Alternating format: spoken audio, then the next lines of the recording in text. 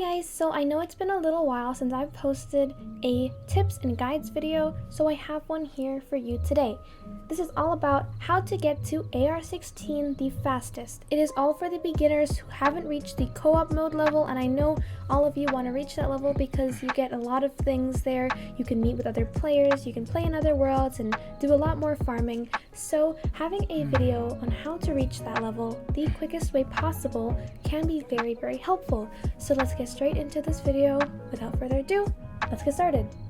The first major beginner's tip that I like to cover is world bosses and ley lines. You have to use resin to claim the rewards for these, but I know early game, since you don't have access to domains and a lot of other things like that, world bosses and ley lines aren't that expensive. If world bosses aren't your thing, and they may be a little hard to defeat at first if your characters aren't leveled up enough, you can always choose to do ley lines and gather resources for later on.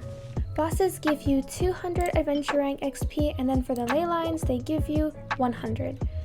So depending on what your AR is, doing world bosses and doing ley lines are very helpful if you want to speed up the process for getting to those higher adventure ranks. The next thing you can do are opening chests and unlocking the Shrine of Depths, because these have great rewards, about a few primo gems, and they also have 3-star weapons, 4-star artifacts, or more depending on the shrine you're opening. Some chests provide a little bit of adventure rank XP, and also the chests inside these shrines are luxurious chests, so they give you the most adventure XP. If you open these chests, it will level you up a little faster. I understand if you don't have all the keys just yet because these require keys to unlock, but if you just want to unlock some luxurious chests or higher tier chests, those will do just fine. It's a very quick process and the rewards are totally worth it. You also get a few primo gems along the way.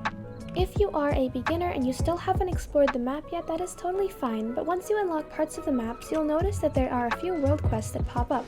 There's also hidden quests that happen when you do certain things and unlock a world quest.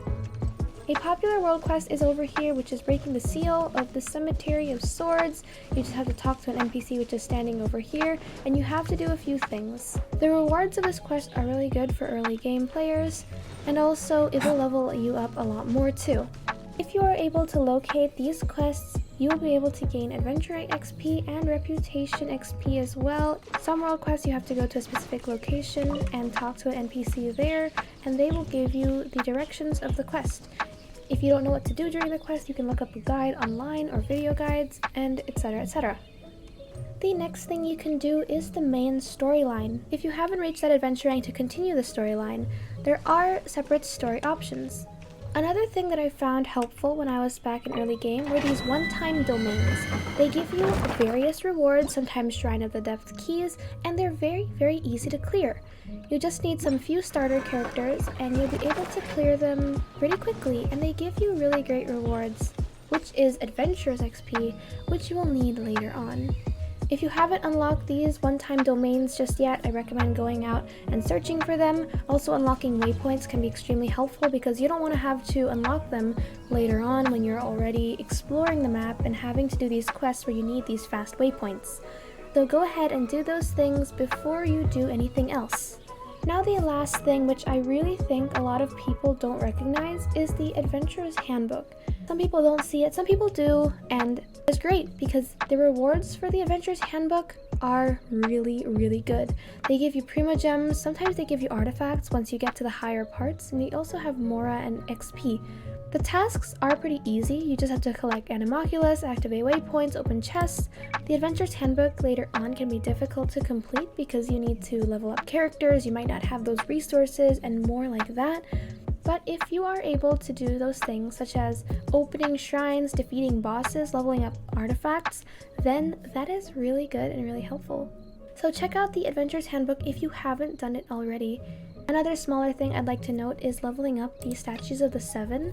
I didn't realize those give you great rewards, and they also give you constellations for your main character.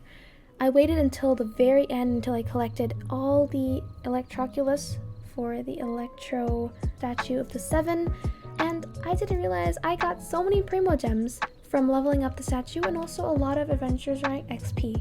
those are my tips for you if you are under AR16. I hope they're helpful, and I hope you get to AR16 and explore the world of co-op. If you haven't seen the video of me pulling for albedo, it was a super cool experience. The link is here.